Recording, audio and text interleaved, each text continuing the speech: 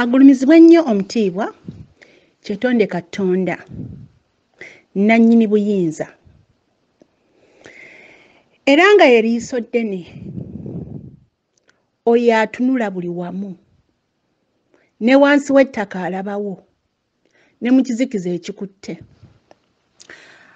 Ssebo mukulu Mutumba Kitumba Peter nkulamusizzaako nnyo. Kati nno munnaaye ngenda kunyumiza emboozi naye nga ndayira mu linnya lya Kitange Omutonzi era nga ndi muzaana wa Kabaka Bulamu Mukasa. Ebigambo bino bye ngenda obbabuulira bimanyiddwa abakungu e Mmengo. Nakola voices empitirivu obungi ne nzibaweereza era kino kyagenza okugwawo. Bakyekanze naye abamu si nnyo. Nafuna okubikkulibwa nga ndi wano. Mwoyo n'antuma n'aŋŋamba nsooke nkolimire Kiwalabye Male kuba nze ndi muzaana wa Kabaka Bulamu Mukasa.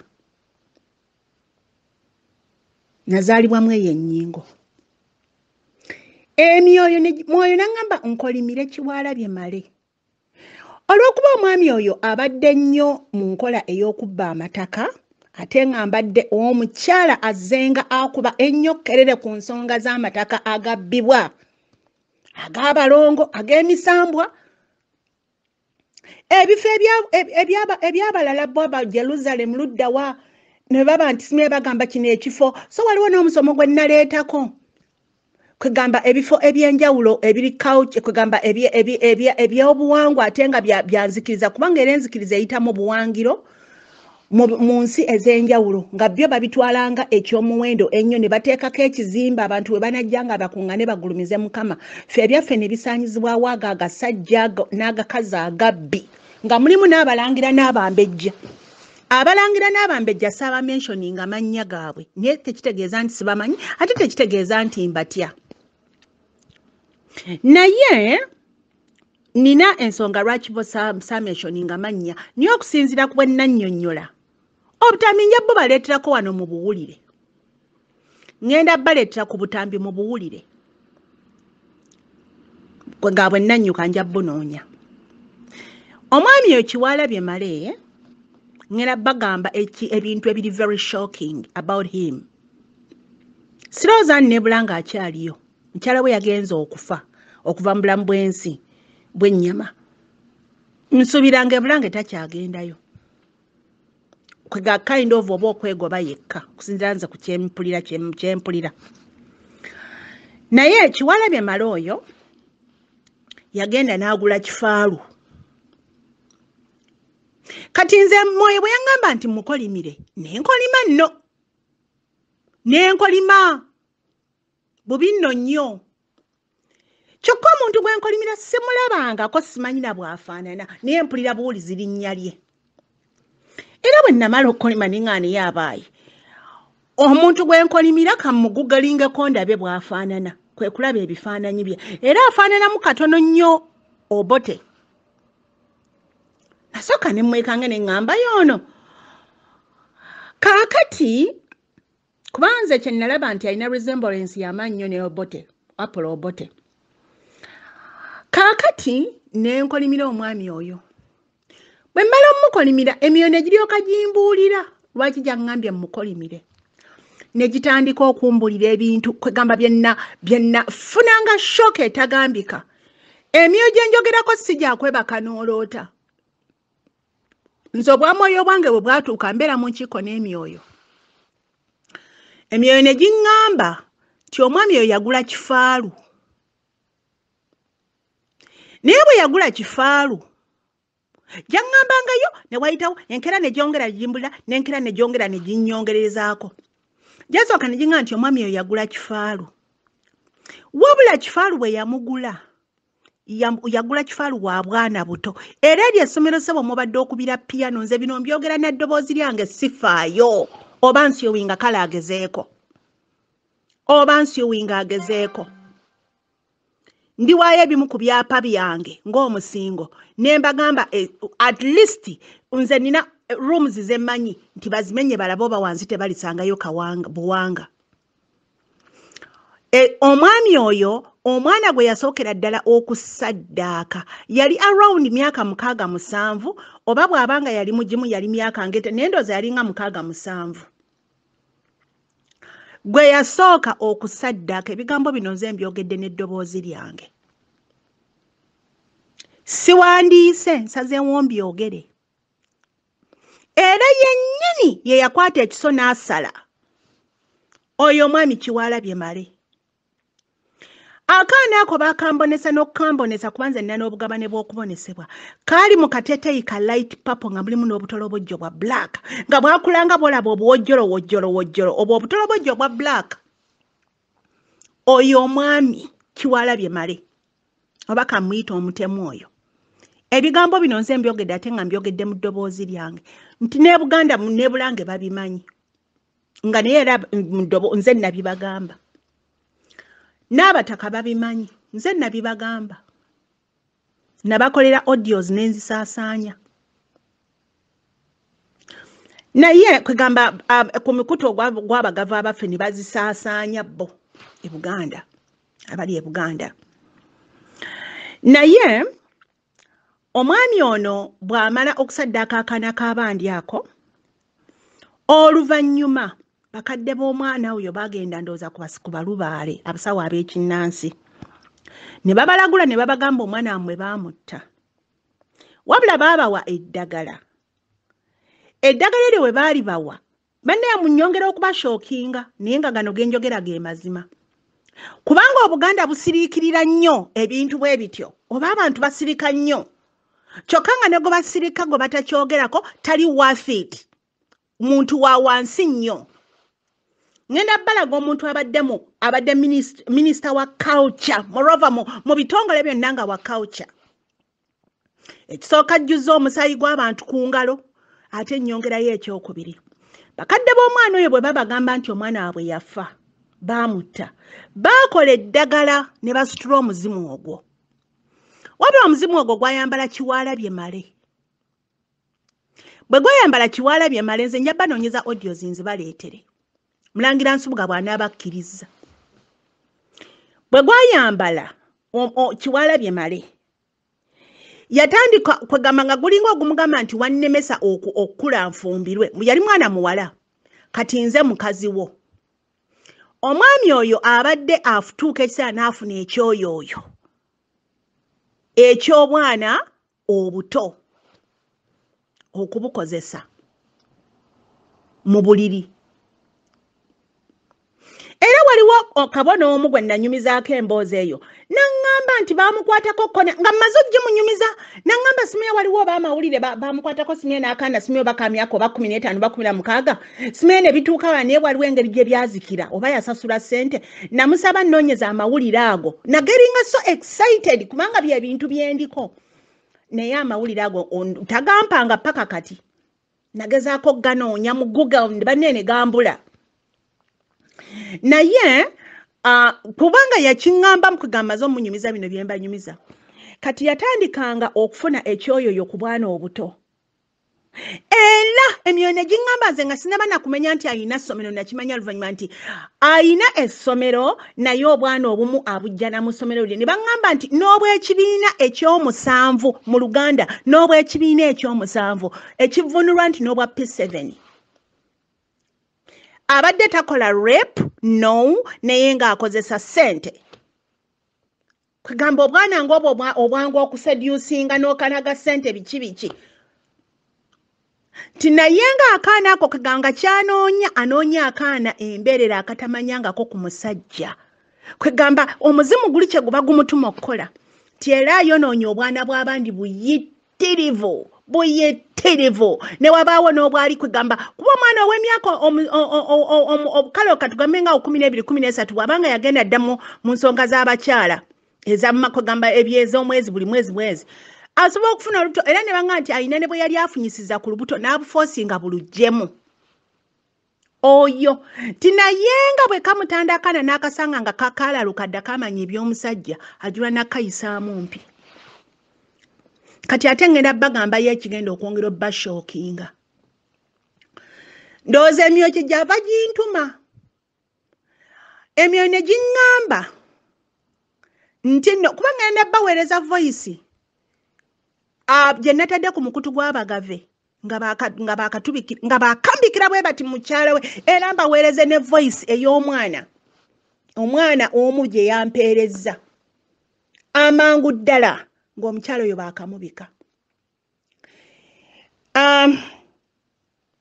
Kati kwegamba bw'atandika okufuna kwegamba bwekifaalu bye bwe bimuwa abadde n'ettutumu emmengo tagambwako buli kimu yalina gwerese nga kumpi ajula gisinza kabaka beba abasajja babadde boogera kabaka n'asirika.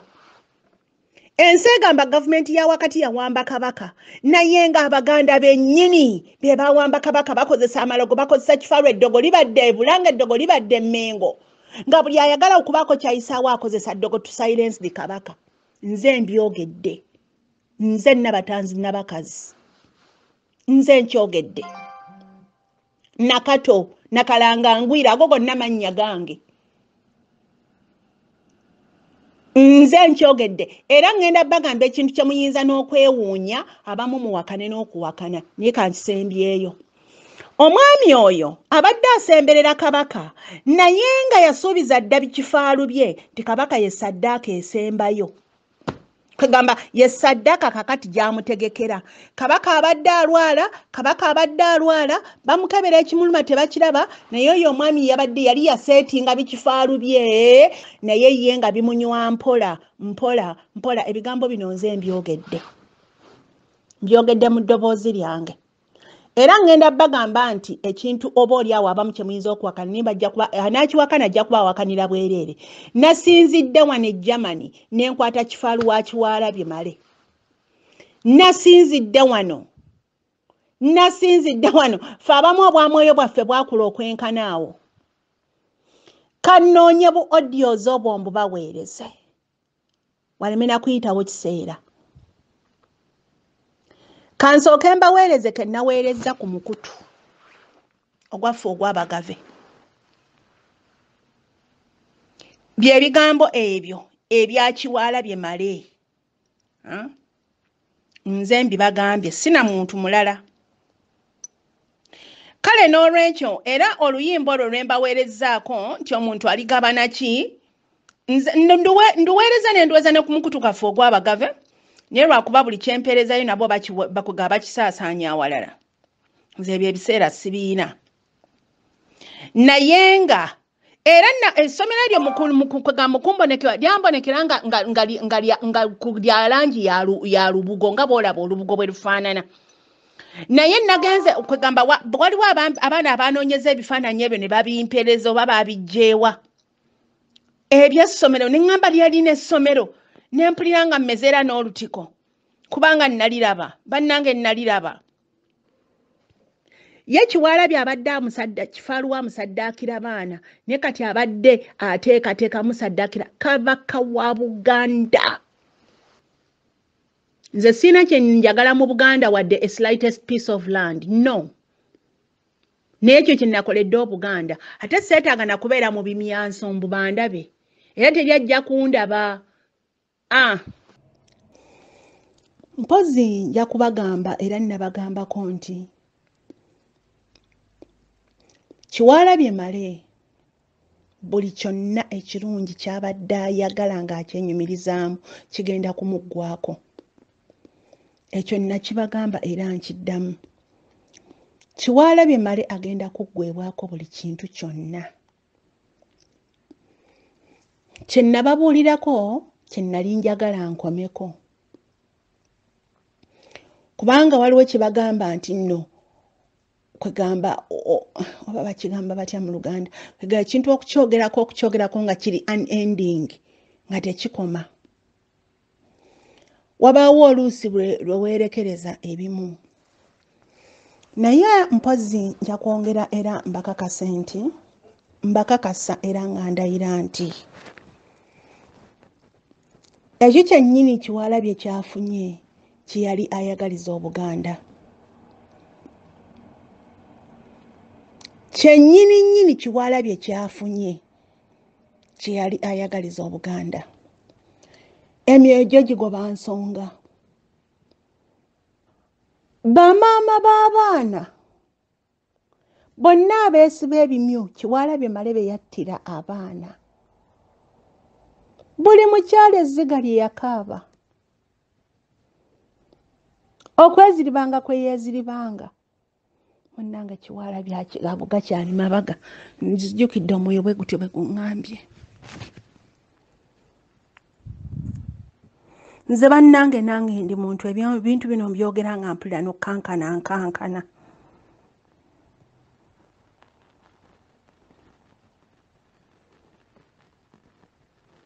Nabagamba era ne leero nkiddamu nti ago gakyali mabaga.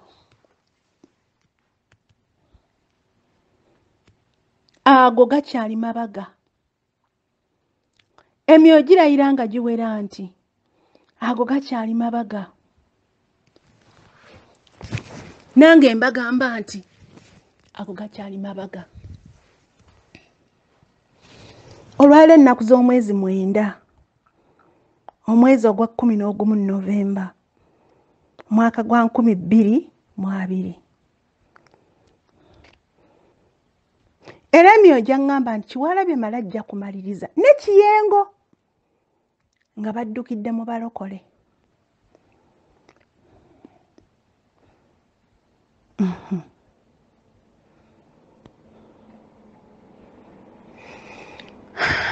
Kino kituyigiriza ki? Kifaalu taba munno nakibagamba. Kifaalu taba munno. Kifaalu taba munno. Era nabagamba nti bw'obanga mu bw'obwamwoyo tewanywera ngera teweekakasa, teweepampalika kukikwata kifaalu, kuba si buli muntu nti akisobola. N'abasawo abamu abalina amasabo nga baagatimbatimba munnange kifaalu oluusi abatuga. N'owulira nti omusawo gundi yabadde akwata kifaalu n'amutta.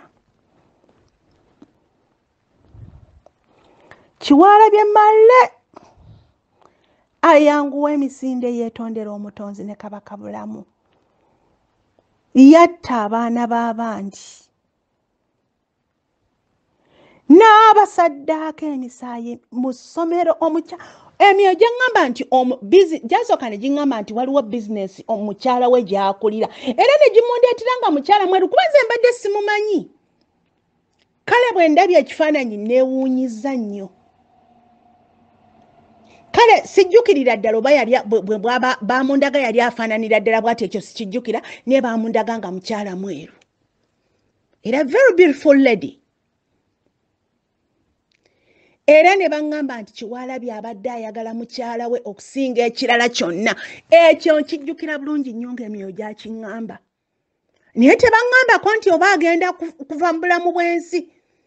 Era mbakakasa nze, it has been a shock to me. Emyoyo ginkwesa ekintu ekyo. Kubanga siyina lunaku na lumu mbakakasa mbalayirira. Kubanga waliwo ebimyoyo nga kisobola okugamba ekintu naye ng'ate olina okukisirikira. Si buli myoyo gye kitugamba nti tukyogere. Naye ekyo tebakiŋŋamba. Wabula baŋŋamba nti agenda kuggwebwako buli kyonna ky'abadde ayagala. Wabula obwongo ne butadduka ku mukyala oba ku baana, ne budduka ku byabugagga kuba byonna bijja mmuggwako. Emyoyo gyaŋŋamba nti alituuka okubuukira booda ensi etunule butunuzi. Kubanga gali amaanyi agamukuuma ne famire ye. Gadduka n'asigaza obwa kinene.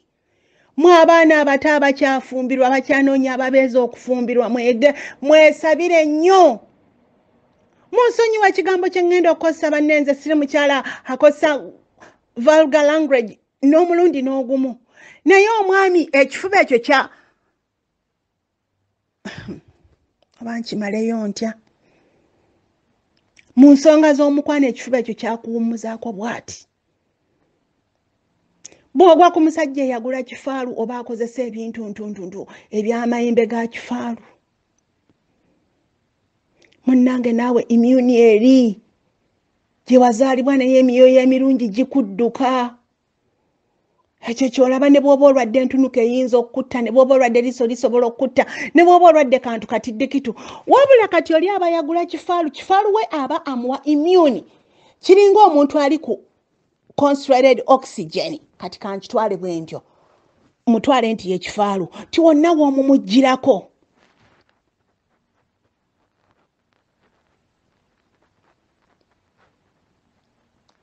oba zino zi life and longing machines machine gye bassa ku muntu kwegamba nga ye mukumiddewo obulamu ng'ebyuma olubiswitchinga off nga buli organi yonna esirika so nga asobola okubeera ku ebyo kwegamba regenerating machines ezo nga zibuzzaamu mpolapola obulamu paka ne organize bwe zitandika okuddamu okukola empola batuuka ekiseera ne bakendeeza amaanyi ne bamujja ku byuma ebyo ng'agenza atereera ne wano ng'akyali mu critic condition ate ne mumujja ku kyuma ekyo kati noono kifaalu bw'abeera ng'ebyuma ebyongezaayo obulamu nti bwe bamukutikkula buli kizibu kyonna kyesomba kati mu byebbeeyi Kiwalabye male byabadde ayina munnange kifaalu gwe yagula kubanga kifaalu bwe bamala omukwata afuuka enemy egamba kifaanaganako nga bw'obadde omuntu bw'abanga ayina abayaaye babadde abba nabo abayaaye abo poliisi ne bakwata ne bamulonkoma kubanga ffe ekiro lwe twakwata bikifaalu bya Kiwalabye. I never slept that night. I never slept that night. Tukwata Kiwalabye wa kifaalu wa Kiwalabye tutaasa Obuganda. Bannange mbakakasa Kabaka Muwenda Mutebi. Omwana wa Ssekabaka Muteesa. Muzzukulu wa Ssekabaka Daudi Chwa. Bikifaalu bya Kiwalabye gwe yali bibala Imbiriizi. Bikifaalu bya Kiwalabye byatandinze against him bitutte omukyala oweweewaawo. Sijja kwongerako mboozi eno. Emboozi zonna ze nnaasanga ku mukutu guno nga zikwata ku nsonga ezo sijja kuziddamu. Mbasaba bambi try to understand. Era bino bye bigambo byenkomekkereza ku topic eno. Bamunda g'omukyala nga mweru tho kwegamba seetegereza kifaananyi mu kumumbonesa ne namulaba nti mweru. Era ne baŋŋamba oba yabadde akulira oba essomero sort of business kati oluvannyuma ne baŋŋamba nti alina essomero kati ndowooza oba business oba ebadde ndowooza ya ssomero kubanga bandaga nti business mwabadde omukyala oyo akulira abadde innocently tamanyi naye ng'omwami oyo abadde ajjamu namu obwana bw'akozesa ekitegeeza business y'essomero kubanga emyoyo gy'abiŋŋamba ku different kwegamba ku different times awamu gy'aŋŋamba nti business omukyala gy'alina omwami oyo abadde namu afunamu obwana bw'abadde akozesa okusobyako ate oluvannyuma different some other time era ne baŋŋamba emyoyo nti ayina essomero naye abadde ajjamu obwana kati ndowooza essomero eryo omukyalo oyo ndowooza lyabadde oba amanaginga oba abadde manager waalyo oba abadde ani oba headmistress simanyi n'eriyinza okuba nga lyessomero eryo. Essomero eryo baalindaga mumanyi olubugo bwe lufaanana langi ey'olubugo ng'essomero eryo kwegamba lirabika oba ebizimbe ebimu bwe byagala okufaanaganamu ng'olubugo. Nze nina wano nno embugo bannaye neezyayo embugo bwe nti nenzituna ne ŋŋamba langi ki eno lwakuba nti essomero eryo lirimu emitwe gy'abaana naye nze nandyagadde nnyo okulituukako ndabe naye nze sisobola ddituukako olw'emitwe egirimu. Era nabagamba nti nno omuntu yenna nze omugave yenna alibeera n'ekizibu nga ekikole takitegedde mugave yekka siwa muziro mulala ndi muyamba omugave oba omumbejja oba omulangira bannange mpweganinga alwadde n'okulala omanyi naffe obwamwoyo munnanga ku ssaawa eyo ogenda n'owulira nga omubiri kati oli mubiri muntu gwe kuba amaanyi gali ag'obwattonda ag'obwamwoyo bwazikibwa ne tukola bye tuba tukola bweza nnyo bweza ddala bweza nnyo bweza ddala bweza nnyo bweza ddala bweza nnyo bweza ddala bweza nnyo bweza ddala bweza nnyo bweza ddala bweza nnyo bweza ddala agulumizibwe nnyo omutiibwa kitaffe Namugereka wanga kiwa mirembe buli kitonde kye kyonna kinaavunnamanga okumugulumiza weewaawo